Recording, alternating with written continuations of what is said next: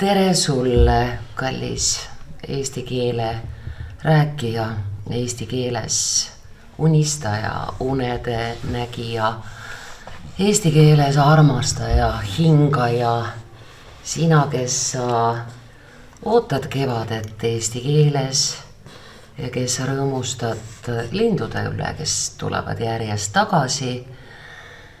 Kuulasin täna hommikul Carmen Britsoni ehk Carmiola de Santuraga värsket podcasti, kus ta arutles teemal, kuidas variseb kokku meie Eesti haridussüsteem. Ma võin sulle kinnitada, et see on ülemaailmne protsess. Ei ole selles mõttes Eesti erandlik. Küll aga me Eestis oleme vaatelisemad. Me oleme missioonitundelisemad. See tähendab, et ilmselt ka siis, kui Ameerikas või Austraalias õpetatakse inimestele emakeelt, mis enamasti on inglise keel, vähesed põlisameeriklased õpetavad lastele irokeesi, cherokee ja nii edasi. Keelt Gröönimaal õpetatakse veel oma uuele põlvkonnale inuiti keelt, siis kui nemad teevad seda juba ilma klassikaliste koolideta. Ma aiman, et eestlane saab olema esiteks üks viimane, kes suleb koolid ja läheb noorte õpetamisega üle kodudesse. Ja teiseks, eks me ole ka viimased, kes lahkuvad Euroopa Liidust. Viimased, kes lõpetavad direktiivide täitmise ja käskude kuulamise. Ju see meil geenides on. Ma olen tõenäoliselt üks viimane õpetaja, kes siblib päevast päeva Kehtna ja Vigala õppekohtade vahet, õpetades ligi 900 noort inimest. Ja õhtuti ka veel keeltekoolis dialoog C1 tasemel haritlannasid slaavi hõimude hulgast, kes vajavad eesti keele C1 taset selleks, et saada oma erialal tööle, selleks, et olla Eesti riigi jaoks vajalikud. Ei pane eestlane endale Elon Muski välja töötatud ja välja pakutud Neuralinki kapslit. Küllap sa oled kuulnud, et praegusel planeedil on täiesti mõeldav ja tehtav iseenese lülitamine kogu planeedi arvutivõrku. Puuritakse sulle dropsi suurune augukene kolbakese sisse, sulle paigaldatakse sinna trops, mis võtab ühenduse pea ajuga ja sina oled sedapidi ühenduses kogu maailma kõigi teadmistega. Me oleme selle edukogemuse ju saanud kätte seoses ChatGPT-ga. Meile tundub, et meie käes on võim, kui me saame mõne minutiga lasta kõigist maailma teadmistest endale sünteesida sobiva teksti. Meil on tekkinud niisuguse tiigrihüppe, Lennart Meri väljend, tiigrihüppe tõttu võimu illusioon. Sa naiivsekene arvad, et kui sa valid elukutse ja laed endale alla selle elukutse jaoks vajaliku teadmiste paketti, et siis on võim sinu käes. Tegelikkuses sa lilleke ei tea, kelle käes on niidid, millega sind kui biorobotit juhitakse, mille käske sa tegelikult täidad. Jah, on liigutav, et meie tibatillukene keel, eestlasi, kes räägivad seda unikaalset, põrgulikult keerulist keelt, on alla miljoni ja on armas, et tehisintellekt on suuteline seda keelt nii lõbusasti mängima sinuga koos, et ta teeb sellises stiilis teksti, nagu sina just parasjagu soovid. Me oleme alati siin eesti keele ja kirjanduse klassis tohtinud kasutada ChatGPT-d, siis ka, kui vahepeal kalduti teise äärmusse, et ei tohtinud inimese käes isegi telefon olla. Meie ikkagi kasutasime. Praegu käib meie president oma parimate mõtlejate, kõige tegijamate inimestega mööda Kasahstani, Saudi Araabiat, Austraaliat ja tutvustab meie hüpet. Aga meie oleme siin ammu saanud teada, kui tore mäng on kutsuda üles näiteks ChatGPT kirjutama ette antud teemal tekst, nii nagu kirjutaks Lennart Meri, kelle lahkumise päev, mis ühtlasi on siis Kristjan Jaak Petersoni sünnipäev, on meil igal aastal emakeelepäev. Või siis küsime teksti Chipi käest Chris Kärneri stiilis või laseme tal möllata nagu Brigitte Susanne Hunt ja miks ka mitte Murutar. Ma olen saanud oma inimeste käest 10 konteksti, mis on kirjutatud stiilis Murutar ja see on pädev. Pihtas, põhjas, ups. Milles seisneb niisuguse mängu võlu? Sa tead küll, kuidas praeguse ajastu inimene elab. Ta elab sisuliselt nii, et juba enne Neuralinki kapsli installimist kuplisse mobiiltelefon on meie keha osa. Me öösel ärgates kobame, kus kohas on see tark mees taskus. Me ärgates ei roni veel voodist välja, üks silm on lahti, juba vaatame, kas maailm on alles. Ja samamoodi me oleme kaotamas neid lihaseid, mis ühendavad meie oma isikliku unikaalse peaaju meie laba käega. Kui väike laps õpib rääkima, kui väike laps õpib käes hoidma asju ja kirjutama, joonistama, klotse unnikusse laduma, siis tal on otseühendus laba käe ja peaaju vahel mõtleva beebi käed ja varbad ka teevad ringikesi ja sa näed, et väike inimene mõtleb suurt mõtet. Kui sa mõtled oma mõtet ainult pöidlaga, nii nagu see telefon paraku võimaldab, ei arene sul need lihased, mida sul kirjutamiseks vaja on.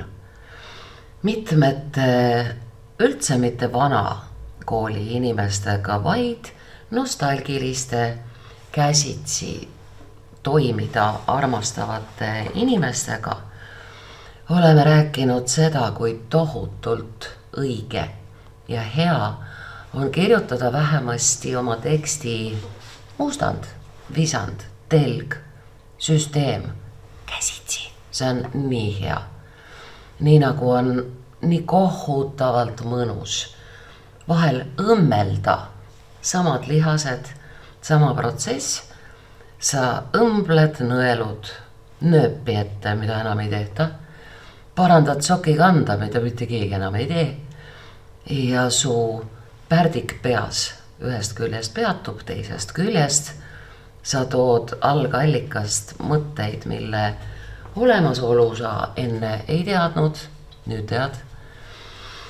Ja teiseks ikka veel me ju kirjutame käsitsi nii põhikooli lõpukirjandi kui riigieksamid. Eesti riik on küll investeerinud meeletud summad sellesse eiskeskkonda, kus nagu võiks ja peaks ja kavatsetakse umbisikulises tegumoes. Kavatsetakse minna üleni elektrooniliseks eksamite tegemisel. Õnne, vaatamata miljonitele. Umbes nii nagu Rail Baltica saab olema üherööpmeline Iklasse, selle asemel, et teha jumal hoidku Tallinnast Helsingisse merealune tunnel. Samamoodi meil küll proovitakse, aga ikaldutakse ja me kirjutame ikka käsitsi, mis on ka põhjus olla sõber tehisintellektiga, sest seni ainult pöidlaga mõelnud noor inimene tuleb uksest sisse külg ees.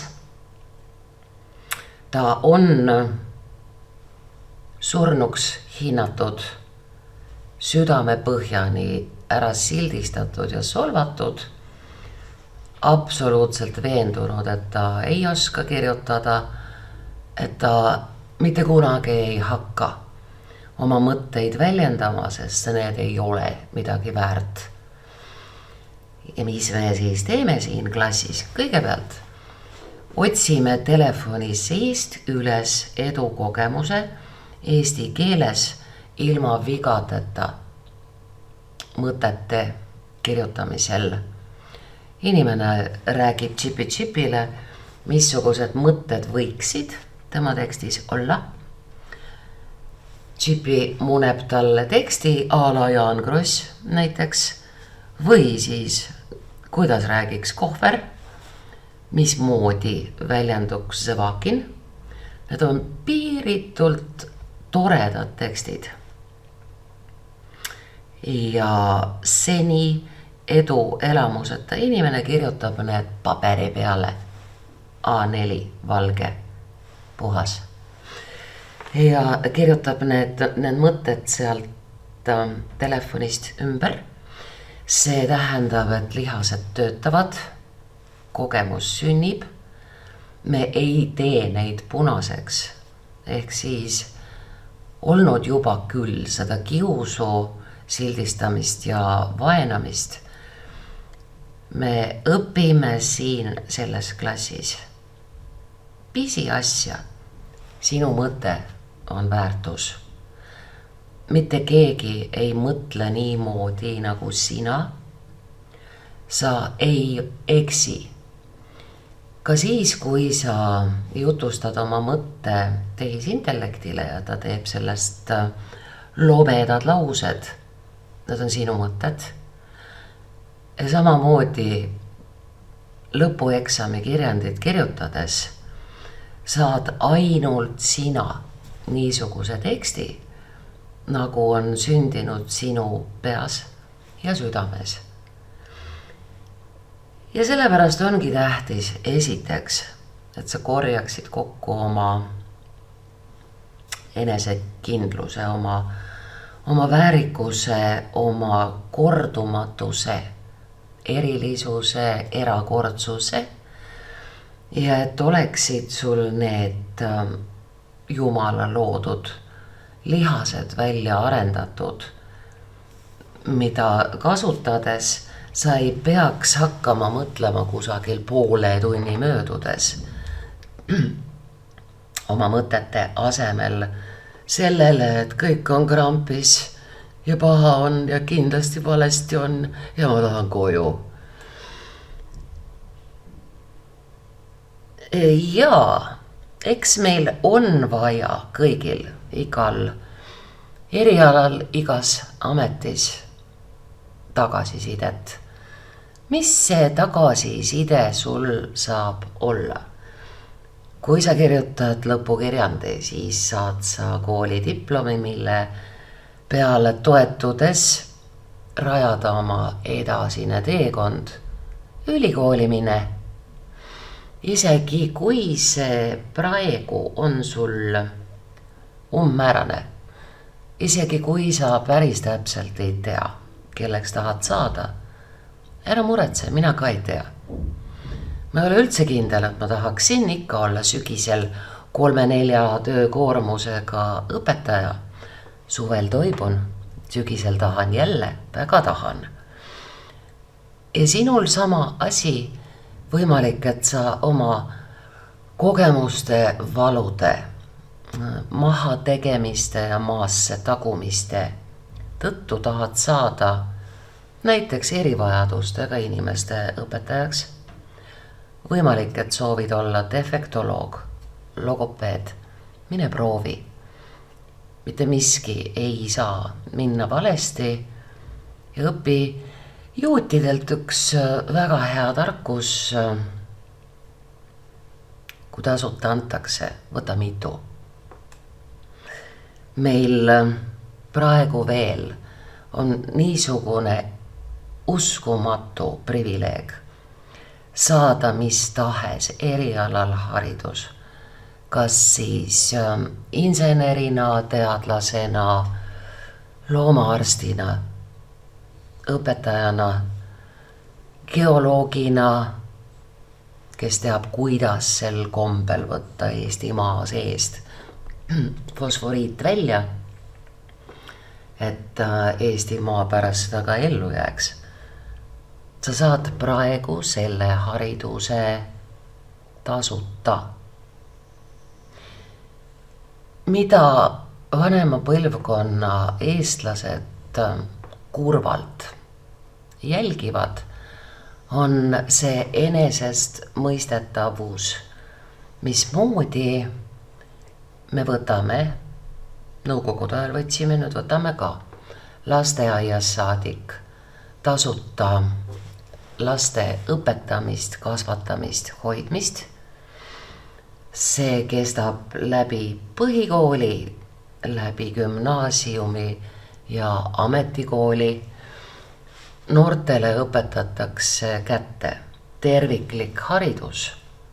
Jah, seda küll reformitakse ja reformitakse ja ikkagi on ta üks maailma parimal tasemel haridusi, mis järel läheb noor inimene oma ametiharidusega, oma gümnaasiumi haridusega kõrgkooli tasuta.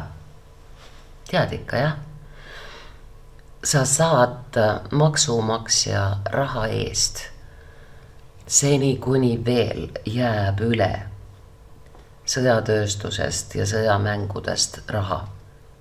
Sa saad üliheal tasemel üle maa ilma kehtiva ja toimiva kõrghariduse. Ja mida siis vaatavad küpsema põlvkonna inimesed nukralt? Ikka seda, kuidas kõnnib see haridus minema. Alaliselt Soomes on üle 10 000 eestlase. Siis, kui kuu aega tagasi raketid ja droonid panid plahvatama maa pealse paradiisi Dubai, saime teada, et seal on umbes 3000 või rohkem eestlast, kellest paljud seal elavadki, tegelevad kinnisvara, krüpto, IT, kulla, aktsiate, millega iganes. ja tulemus ongi see, et selleks peab juhtuma mingisugune tõsine trah ja babah, et me saaksime teada, kui väga mööda maailma eestlased tegelikult laiali on igal ajahetkel.